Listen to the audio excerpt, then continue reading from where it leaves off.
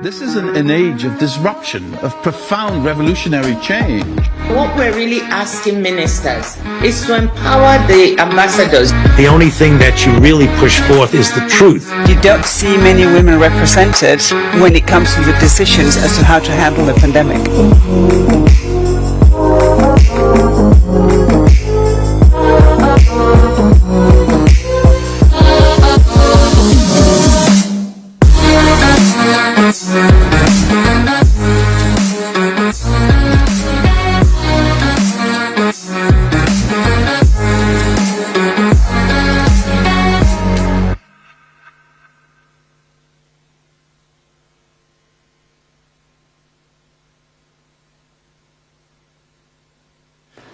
Thank you so much for being here, and welcome to Politico Live's Spotlight event, the EU election, Europe's energy future. I can stand out from behind this. We're going to try to cover a lot of ground in the next hour, so I'm just going to move through it. We're hopeful to get our panelists talking about the thoughts they have on the different types of energy in Europe, the dire state of the solar industry, what should we do about nuclear, hydrogen, what should the EU be doing? I also want to look ahead to the European elections and the political dynamics of the next European Parliament, the next Commission. I want to get their thoughts on that. But, like I said, let's just go ahead and move through this. First things first, some housekeeping. I'd love to thank our partner, Wind Europe, for helping make this possible, and a warm thanks as well to the terrific Politico Live team, which put all of this together. I'm just here at the end. We'd love to make this panel as interactive as possible. You can participate by tweeting about it at @LivePolitico, that's the handle, and you can submit questions through Slido. You can do that using the hashtag #PoliticoSpotlight. I just asked that if you submit a question, please include your name and organization. That way it's fully transparent for our viewers and for our panelists. You can also share your thoughts about the following question presented by our partner, Wind Europe. The question is, what should be the #1 energy policy priority for the incoming Parliament and Commission? We'll look at the results at the end of our session. Okay, that's it for me for now. I would love to welcome our partner, Wind Europe, represented by Pierre Tardieu. He's the Chief Policy Officer with Wind Europe, and he's going to deliver a few introductory remarks. Pierre. Corey, we are absolutely delighted as Wind Europe to be partnering with Politico this morning on this debate here in Bilbao at the Wind Europe annual event.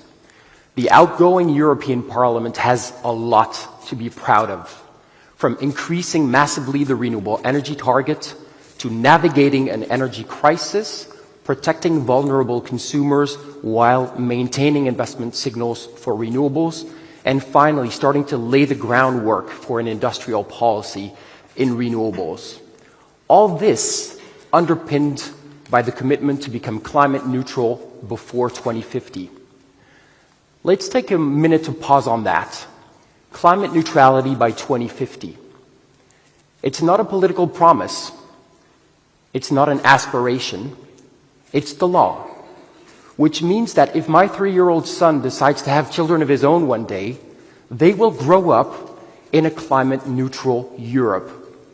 This is great news for his generation because they have a shot at living in a hospitable world, but it's also great news for all of us here today, because delivering on Europe's climate and energy objectives will create tremendous value for Europe.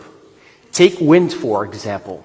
It's 300,000 jobs in Europe today. If we stay the course of wind deployment, it will be an extra 200,000 jobs by 2030. It's 50 billion euros contributed to the European economy every year. It's benefiting communities big and small across Europe. And of course, it's helping cut CO2 emissions and helping cut fossil fuel imports, making us more resilient to future energy crises. All this with machines that are designed, assembled, and operated here in Europe. Machines that are cyber secure, that are recyclable, circular, and with know-how and projects that are developed in harmony with society and nature. In other words, delivering our climate and energy objectives with technology and know-how made in Europe is what delivers the most value for Europe while allowing us and empowering us to live up to Europe's values. Is the race done? No, of course not. Not by any stretch of the imagination, but the next steps are extremely clear.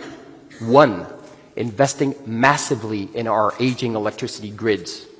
2, jump-starting the electrification of the economy.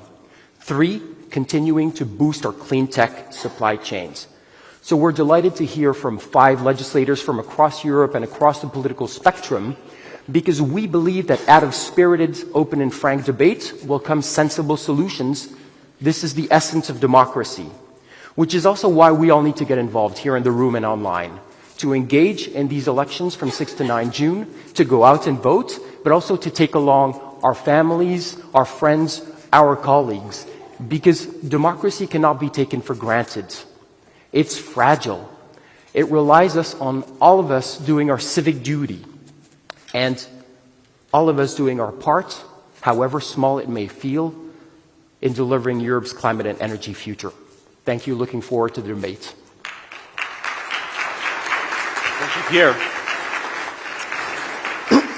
Okay, now let's get to our panelists. First, I'd like to welcome our 3 panelists who are here in person with us. We have Pilar del Castillo, a Spanish MEP with the European People's Party. We have, yeah, absolutely. We have Nicolás González Casares, a Spanish MEP as well, with the Socialists and Democrats. And also here with us in the room, we have Cristina Pruna, who's a member of the Romanian Parliament and a candidate for the European Parliament with Renew Europe. We are also fortunate to have joining us online 2 other MEPs as well. We have Michael Bloss, who is with the Greens, and an MEP from Germany. Hi, Michael. And last but certainly not least, we have Robert Roos, who is an MEP from the Netherlands and with the European Conservatives and Reformists group. So we truly do have the entire political spectrum represented here on stage today. Okay, I would like to start with an issue that is quite pressing for the energy industry in Europe, and that's solar, as I mentioned. Recently, we've seen that the solar industry is having a lot of closures, and it appears that the European Union does not want to step in and approve any sort of bailout. And we have seen now closures in Germany. What we've been told is up to 1/5 of Europe's capacity to produce solar modules will be shuttered in the coming days, if not already. So I want to start with a simple question. Is this the right approach? Should the EU be pushing to do more from a government perspective, or is this the right approach?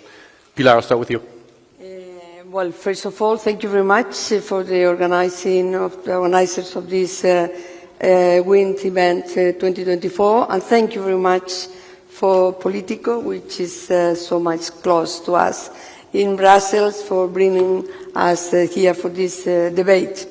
Well, first of all, my declaration, a declaration from the political perspective of the group in some way I represent here, the EPP, we support technical neutrality. So in that sense, the preferences are not, for this or for that. The preferences are for those that can really contribute to get the reduction of the CO2 emission and the goals for the climate neutrality in 2050. Well, with solar, we had the following picture. Solar was an energy that at the beginning was very much supported by different kinds of grants or other kinds of helps. In that sense, I think the outcome was very good. Finally, they could, solar for itself, contribute, and the contribution was really great in terms of saving for consumers and so on and so forth. The problem with solar and the difference with wind energy is that solar keep the manufacturing outside the European Union. So there was not an industrial the development that make possible for the solar developers, for the solar industry, to also develop here at least part of the chain of value, at least part of the solar industry.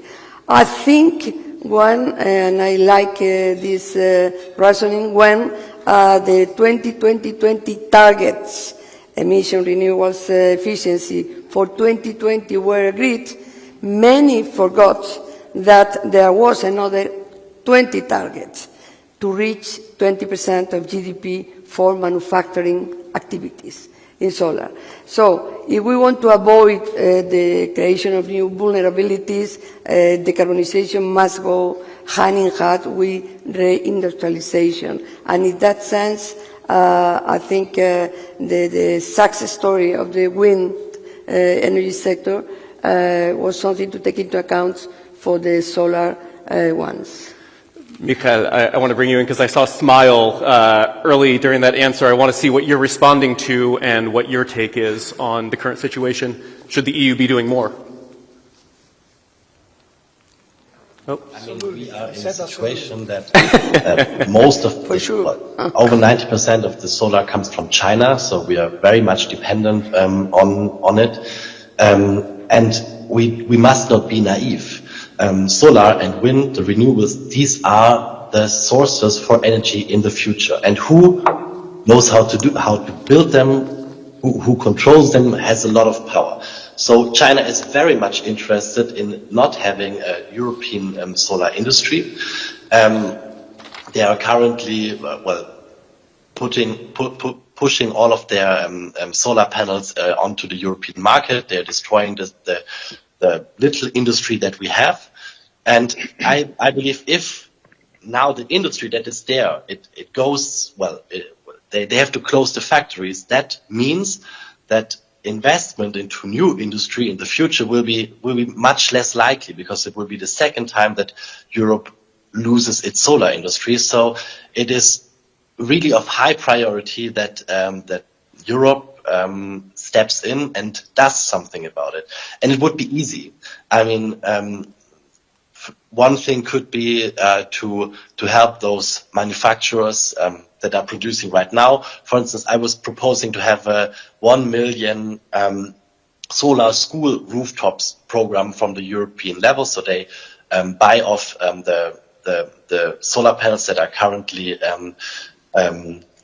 that these European solar manufacturing companies have already produced, and we installed them onto school buildings. I think we need to think creatively, and we need to find solutions, because it's clear that China and others do not have the interest that their good productive solar industry exists in Europe.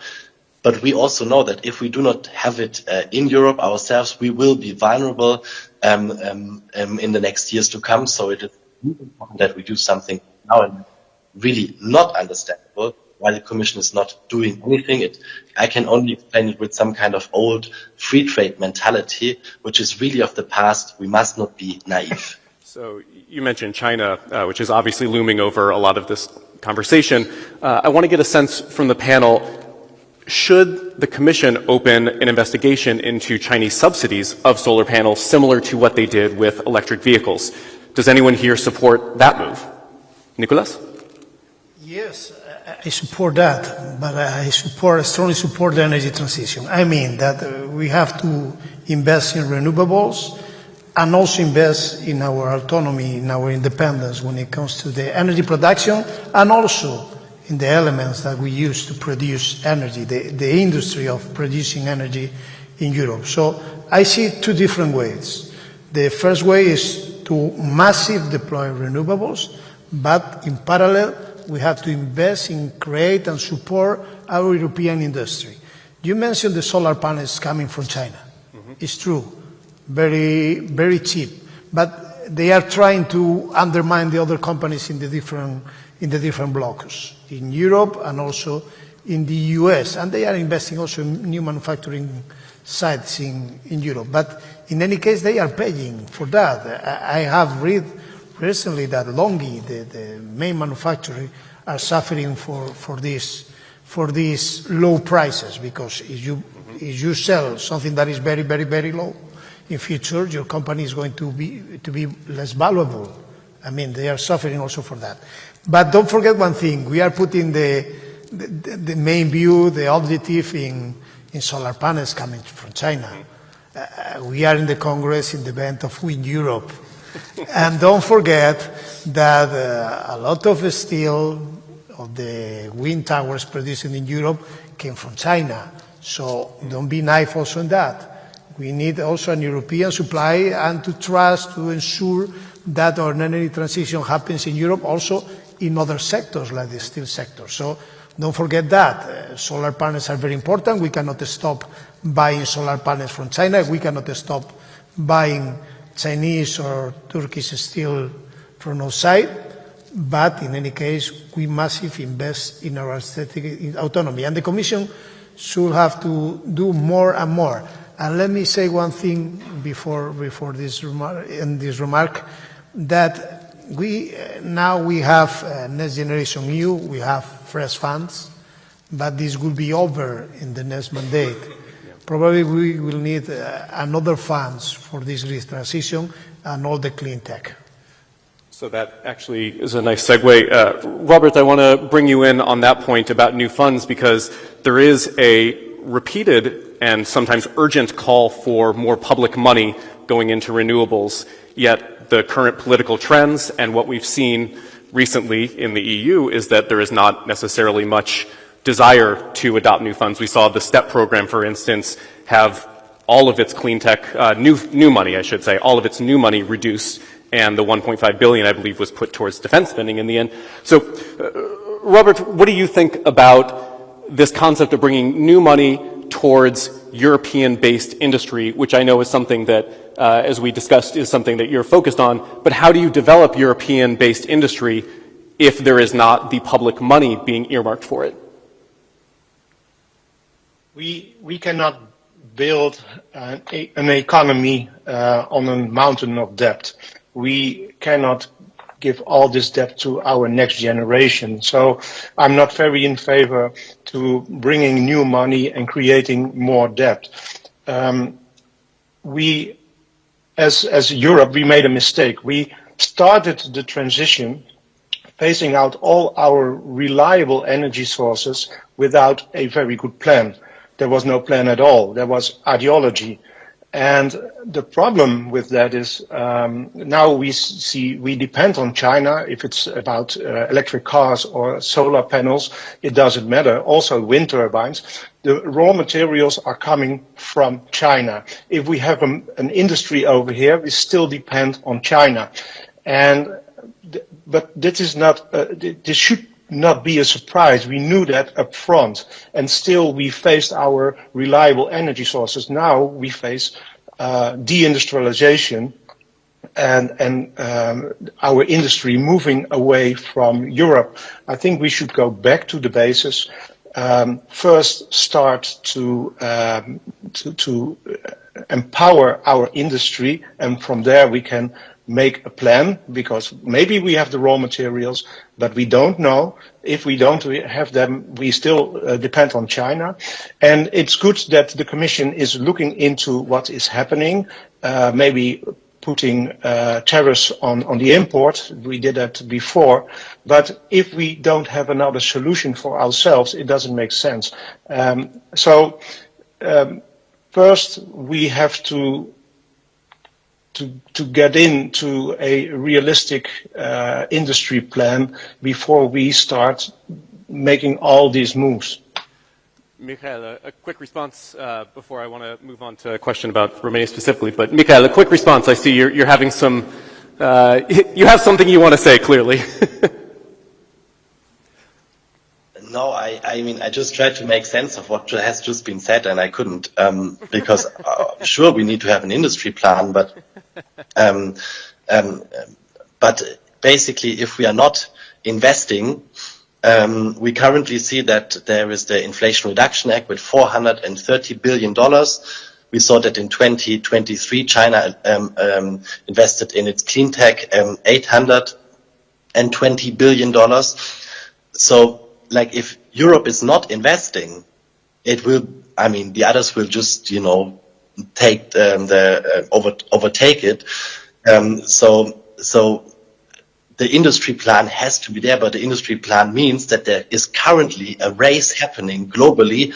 Who is the leader in clean tech technologies? Who will be the ones who is producing the solar panels, the wind power plants, the electrolyzers, the batteries? And everyone is investing. And if you tell me Europe shouldn't invest, well, you will lose out. But that's not. I didn't say that. Sure. I didn't say that. We must invest. But we must invest in I was a businessman. You have to make a business plan. You have to make a risk analysis, and then you start doing things. We in Europe, we start doing things because we have an ideology, a green ideology, and when it is going in the wrong direction, then we start thinking, and this is the wrong way to do it. We should start thinking and then act, and not the other way around. So speaking of investments, Christina, there's a very interesting example that you and I were discussing just beforehand. Romania has been at the forefront of EU countries looking into small modular reactors, as we term them, baby nukes or mini nukes for simplification. So explain the thinking behind that. As you and I were discussing, it's obviously something that doesn't have a proven business case yet, but it does hold potential to bring industrialization back to former coal plants, for instance. So what is your thinking about the validity of that and how intelligent that is as an investment? Thank you so much for the question. Before replying to it, I want to comment very quickly on what was said here about the solar panel industries and the fact that we don't have value chains in Europe. So it's true that in Europe we thought that decarbonization will bring also the development of the industry. We have a success story, and it's the wind industry. We have a lot of value chains here in Europe, but then we have failure, not such a success story, with solar panels. Mm-hmm. And here, of course, we can look at the causes, right? And the Chinese subsidies are one of them. And here, I think the Commission has the instruments. If they have the proof that China is not respecting fair trade, and they have the instruments to go ahead with an investigation, I don't think that is a problem. But at the same time, I don't believe that we should go in a competition of subsidies, because in the end, the consumer will pay, and we don't know if what we are financing have a clear business case or not. So maybe we should focus on what we do well, and of course, I'm all for the industry and also in the area of solar panels. Maybe we have to look more at incentives, at reducing permitting, and make it less bureaucratic. And also, I'm a big fan of fiscal facilities that maybe we can think at a European level. But yeah, I think Europe should not pick winners as well as not keep losers alive by any means. Sometimes we just have to look at the market. It's a good thing that we give some grants to finance the demand, but then we'll have to see what we can do on the offer to make it easy for investments even in the solar. But now it is what it is. And now I want to go back to the question on the SMRs. Indeed, in Romania, we like nuclear energy. We have a history. We have 2 nuclear power plants that are working right now. We want to build 2 more. And also we have this new technology that we want to develop with the American partnership. NuScale, right? NuScale, exactly. So I have to say it's a bet, but if it works, then it can bring all the local content around it and a new industry that can be developed in Europe. And there are still other countries that are fond of nuclear energy. And I think if we succeed to have this technology in Romania, this can really be a gain for the entire European Union. We still have things to figure out. We had a pre-feasibility study. Now we are going to the company that is, of course, the project company will do a feasibility study. Prices are still very, very high. Right. But hopefully there will be a business case, and if we succeed, yeah, I think it will be a huge gain for the entire European Union.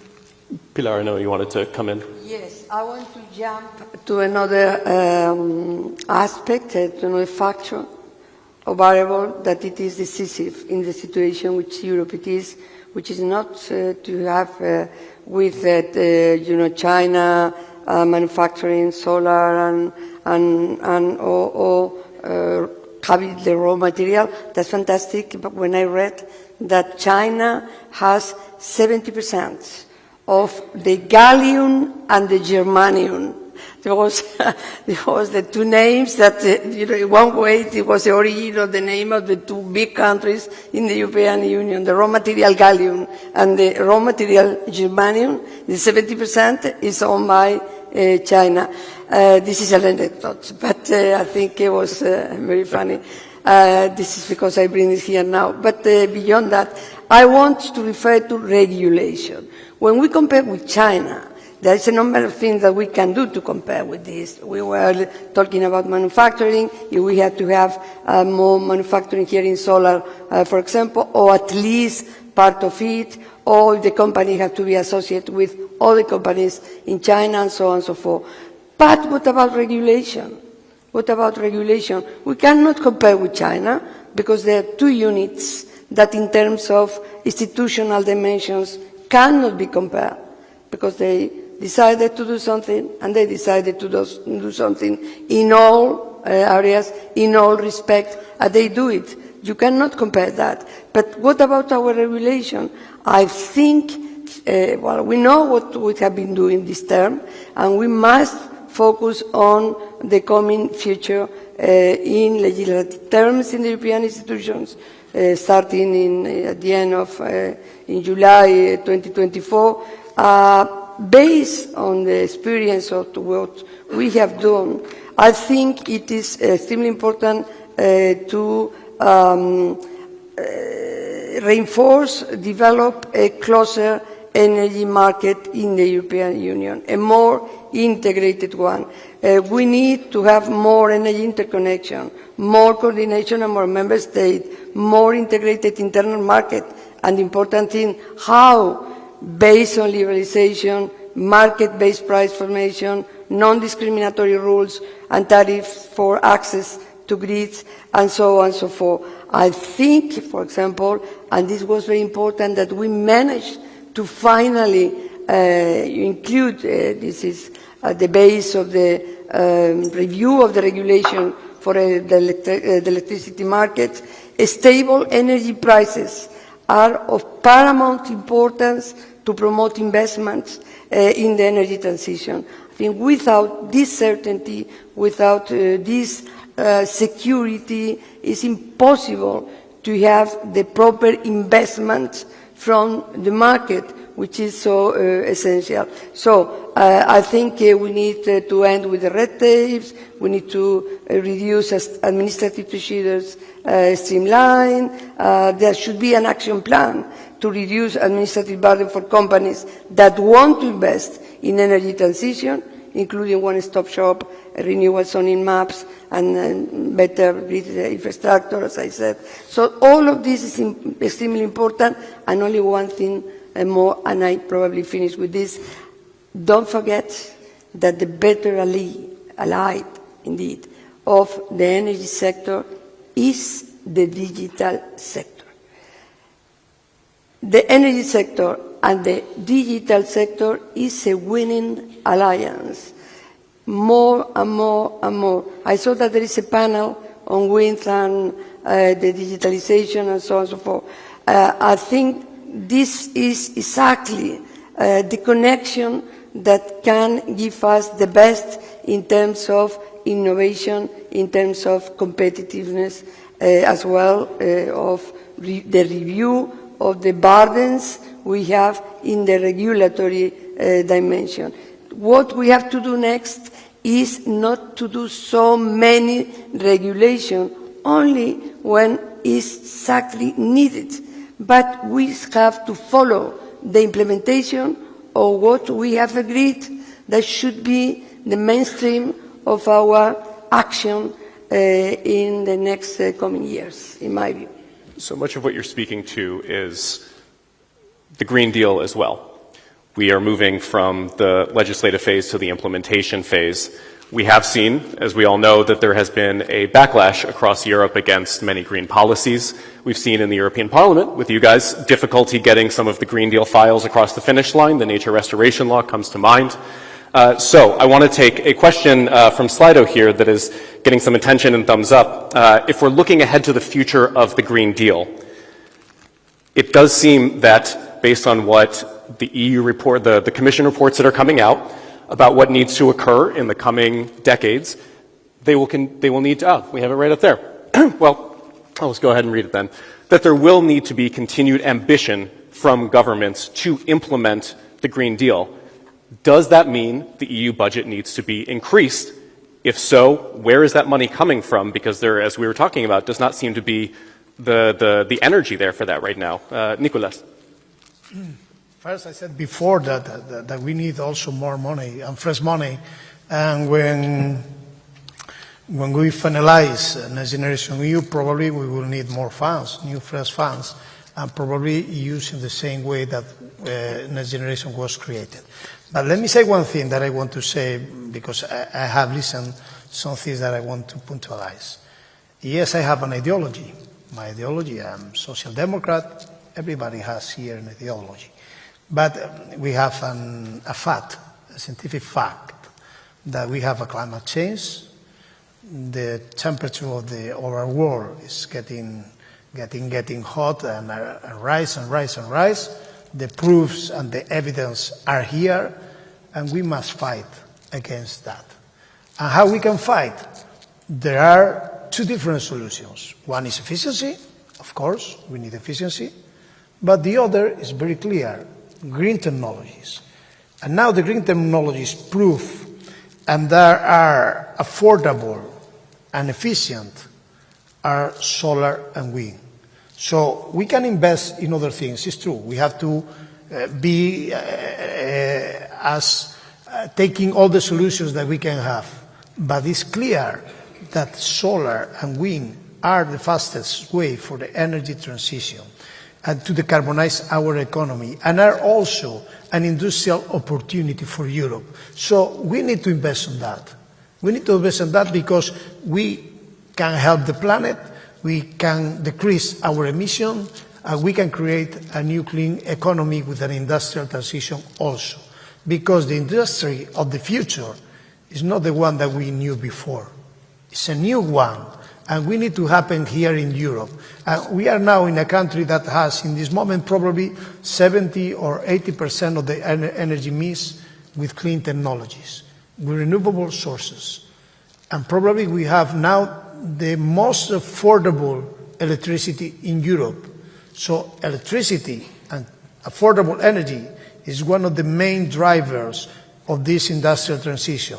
And we should take advantage of that, because I don't want this to lag behind fossil fuels and continue massively buying fossil fuels from other countries that sometimes are not democracies also. So to increase our autonomic strategy, we should invest in renewables. And for me, it's very clear. Do you worry that Europe, so after Russia invaded Ukraine, Europe moved to get a lot of liquid LNG from the US. Yes. It's installed new ports, it's invested in new infrastructure. Now we see the Biden administration has put a pause on new LNG products. Was that a mistake for Europe? It was not a mistake because we need this energy, and our dependence from Russia was so strong that we cannot say no to LNG during these 2 years.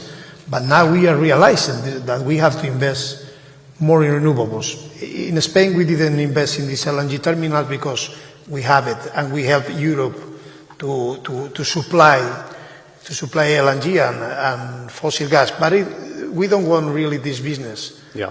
Our business is to have a clean energy here in Spain and also in Europe. So this is the right way to do it. And I mean, when I listen, sorry, Cristina, small modular reactors and this nuclear technology, okay, we can bet in nuclear, but we had to wait a lot. And now we have wind and solar here.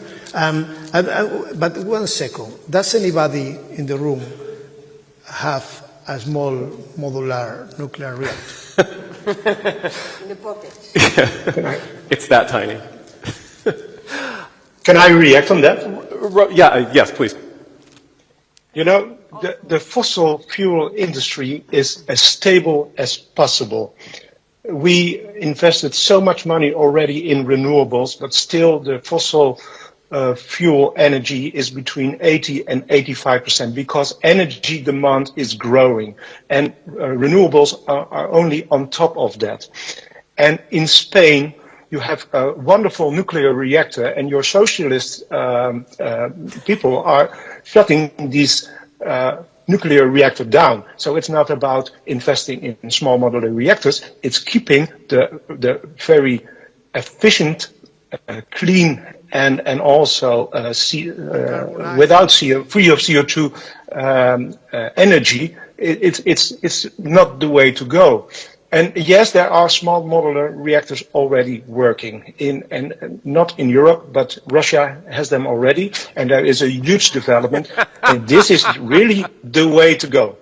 It is the way to go because we can. It's just physics and mathematics. If you look at the numbers, then it's not possible to replace our energy demand with renewables. We can use them as an additional energy source, but it's impossible to replace them. It's just mathematics and physics. More demand. More demand. Christina, let's bring you back in since we're talking about... Yeah, just a quick reaction on what Nicolas said earlier. It's good that we are different in Europe. I come from an Eastern country with a communist history.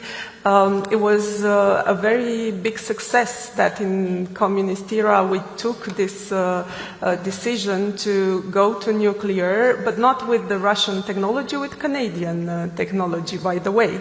And we built a lot of competencies around the nuclear energy. So that's why for us it was very natural to go and look into new technologies and even small and medium reactors that could also help decarbonize the district heating, for instance, if it's a success, of course. I also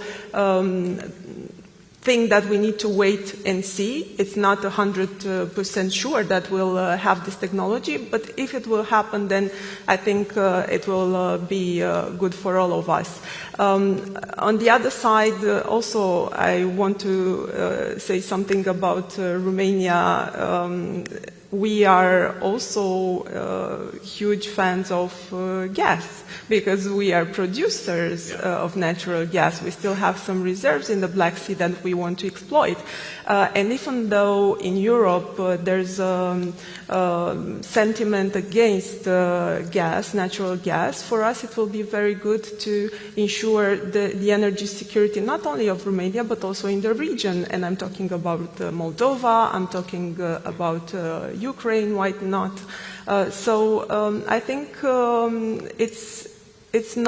we should not only look at one country or another. We should accept that in Europe we are different. We have different energy mix. We have different skills that were developed in tens of years, and we can me as a politician, I cannot go to Romania and say, from tomorrow, no gas, no nuclear, it will be just sun and wind, and that's all. I think this is not a good approach, and also if we look if we look at the European Union, we see a growing feeling that Europe is asking for too much. So I think we should be balanced if we still want to have a European Union in the future, and keep in mind that different countries have different specificities. Yeah. I want to bring in another question from the audience, because no, only on nuclear. Because the panorama, the real panorama in the European Union, it is that nuclear has been recognized as a source of energy, as a technology that is needed and is absolutely valuable in order to develop the energy transition and the climate transition. So it was recognized in the Net Zero Industry Act, it was recognized and included in taxonomy, and it is, together with gas and nuclear, are two technologies that play a role. I mean, not only I fully support you, Cristina, in Romania with all developments of the small, medium reactors. Champion is France, which is the one that for years and years and years is developing this. So this is one solution cannot fit at all, because in the energy field we have different situations. Photovoltaic plays very well in southern. Biomass plays very well in Nordic countries. And gas and energy are indispensable.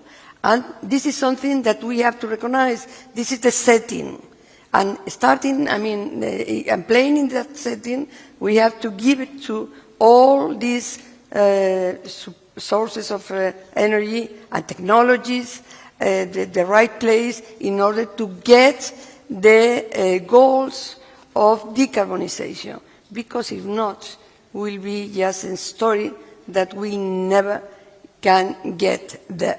So we must be very clear on that. Let's go to another question from the audience, and this is also about where we should put our money.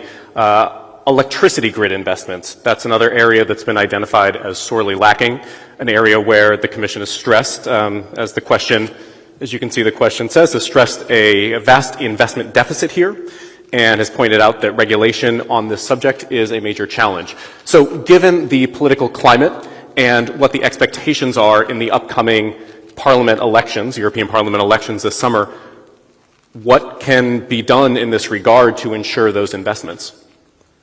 Nicolas. For me... Can I also come? Yeah, absolutely. Give to me, Sam, please. Okay. Michael, we'll go to you first.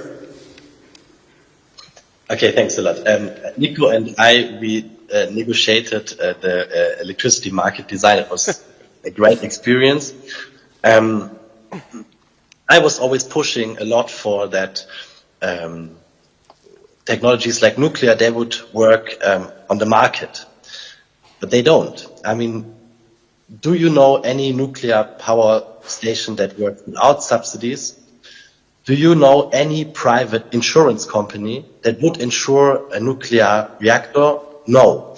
So all of those who are so much advocating for nuclear, especially when you come from the renew side or from a market point of view, the problem is it's not a technology that works on the market. It is not, and it will never be. There's no one who is insuring it.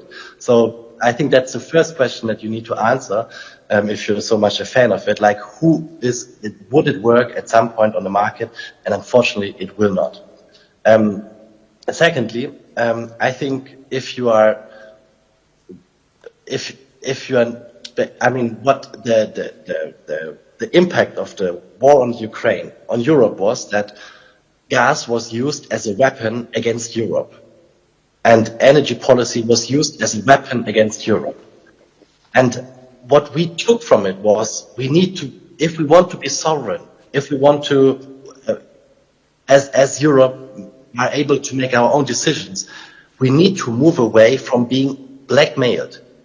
So if you now want to go back to this, I mean, I don't know whether you believe Putin's what he says on small nuclear reactors, but then basically you want to put us back to the hands of Putin. And I think that's from a pure interest point of Europe. It's the completely wrong way. So what we have to do is we have to look on these technologies that are European, that we can do in Europe, that is producing, and this is solar and wind. And of course, the energy prices in Europe are a problem for industry, so we need to bring them down. So what does it mean? It means that we need to deploy a lot of renewables, because eventually they are quite cheap. The marginal cost of energy is going towards zero, and we need to build the grid. So here I agree very much with Pilar. The grids question is one of the central questions for the next legislation, to have grids that connect Europe, infrastructure union, so it's not only electricity, it's also hydrogen.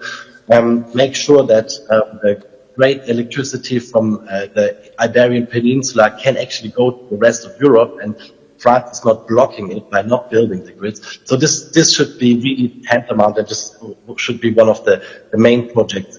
What is really wrong, and what I really warn against, is that you are now saying, let's get rid of the Green Deal, let's go back to what has been there, because then all investors' confidence in Europe will be gone.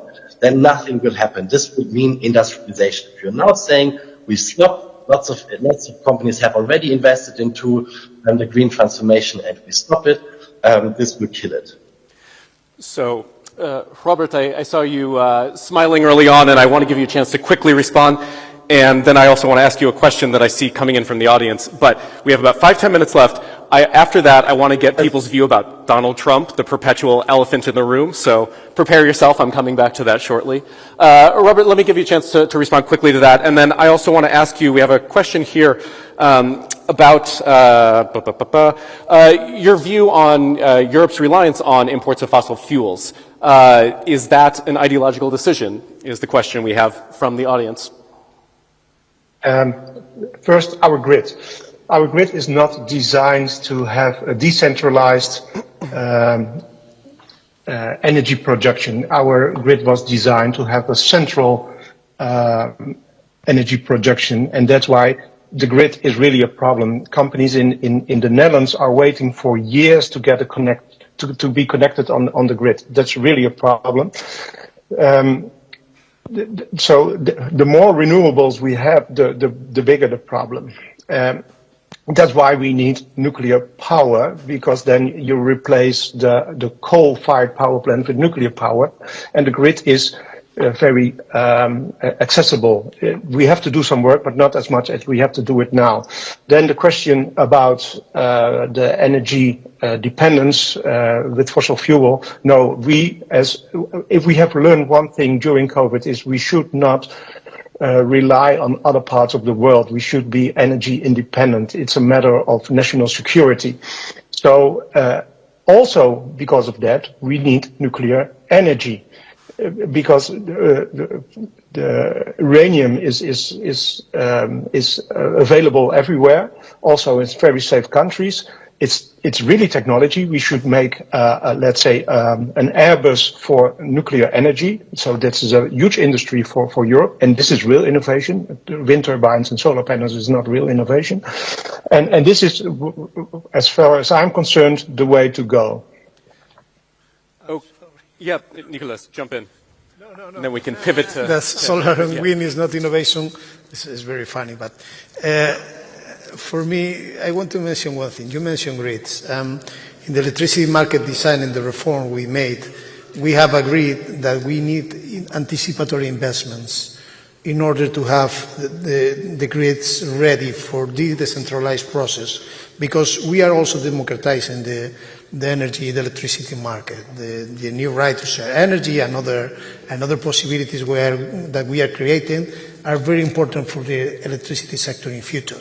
But we need more electrification, and more electrification needs more transport being electrified, more heating pumps, and more people engaged in their production, in the domestic production, and on their domestic consumption. That's why in the electricity market design we try to give predictability, stability, and reduce volatility in future for the people invest. And I have to say one thing, it's possible to replace coal and nuclear with renewables. We, here in the Iberian Peninsula, we are more than 50 million people, and we are doing so. And if we don't have this shortcut from France, we can have the rest of Europe to provide them clean electricity. But we have this massive blackmail from France, so we have to transform this electricity into green hydrogen and supply green hydrogen for the rest of Europe. But first, remind, we will use this green hydrogen here to our industries, to decarbonize our industries, and be a great competitor for the rest of Europe, because we believe in this energy transition. Christine, I'm going to give you the last word on this. If we learned something from the energy crisis, was that decentralization was good, because we had a lot of prosumers, people buying solar panels, installing them on their rooftops, and basically they were able to reduce their electricity invoice, and then they gave also the rest of the energy in the grid. But for this, of course, we need investment in the grid, and I think this will be an important issue to discuss at European level. But at the same time, storage, because you cannot just wait for years and years to have these investments in electricity grids. And here in the legislation in Romania, we are trying to make some changes to encourage storage also for prosumers. We have some financing programs, and we are thinking to include also storage in the grants that they take to become prosumers.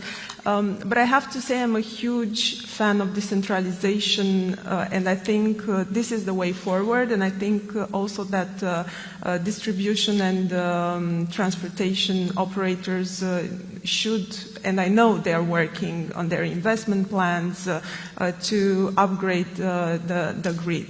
But then there's another discussion, why will be the cost for the consumer, because these investments, they will get into the bill. So there has to be a balance here as well, and an open debate, and I think also at EU level, but nationally, of course.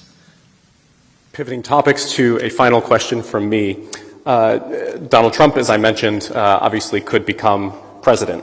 Currently, the European Union benefits from access to some of the IRA's subsidies through the way that the Biden administration has chosen to interpret the law. Donald Trump could easily come in and choose to interpret the law differently, removing Europe's access to some of these subsidies.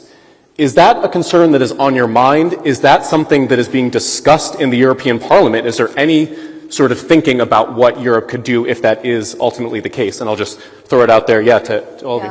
Only to mention that has been interpreted very broadly that the Net Zero Industry Act, it was a response to the US Inflation Reduction Act.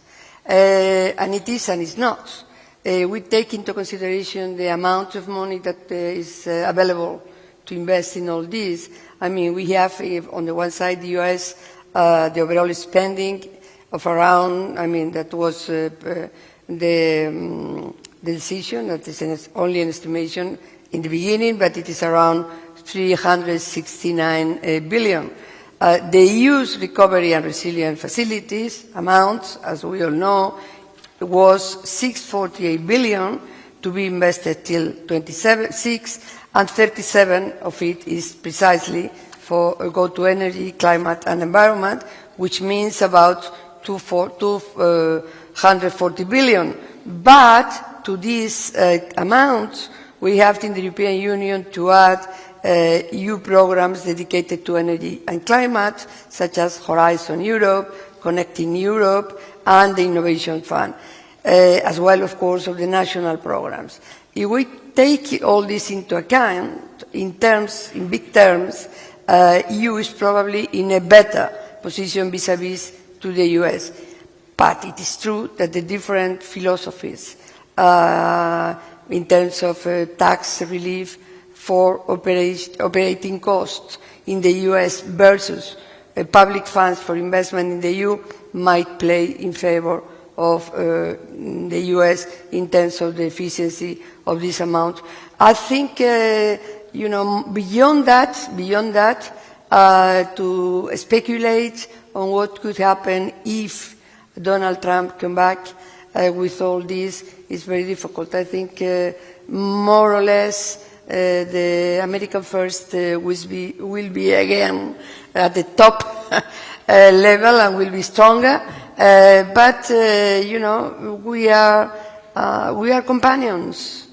US and the European Union are companions in all respects, and we have to make the best in order to try to support each other. So, at the same time, we are competitors, but I think we have to manage it with Trump. It is Trump. So, but we cannot say much, in my view. We can speculate, but just to focus on the money, we are not so far away one from each other with amounts available for this transition. I would love to keep talking about this. Unfortunately, I'm being told that we are out of time, and we've promised to get two of our panelists to the airport in time for their flights. So I'm going to hold myself to that promise. So as Donald Trump does say himself, I guess we'll see. We'll have to wait and see. I'd love to thank again our panelists for such an engaging and entertaining discussion. I think it's given us all some food for thought, specifically around nuclear energy, where we want to put our efforts moving forward. Let's take a quick look before we leave at the results of the poll. This was the question we asked, and it seems that we have, pretty much going away, electrification and grids as the #1 priority. So that can be one of our takeaways, one of our thoughts moving forward.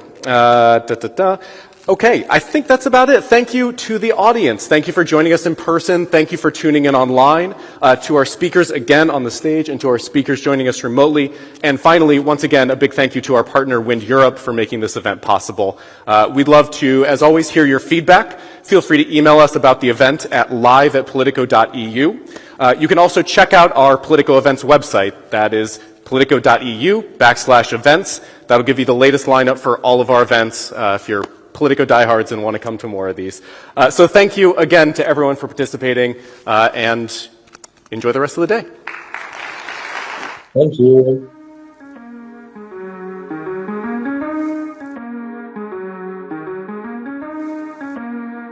This is an age of disruption, of profound revolutionary change. What we're really asking ministers is to empower the ambassadors. The only thing that you really push forth is the truth. You don't see many women represented when it comes to the decisions as to how to handle the pandemic.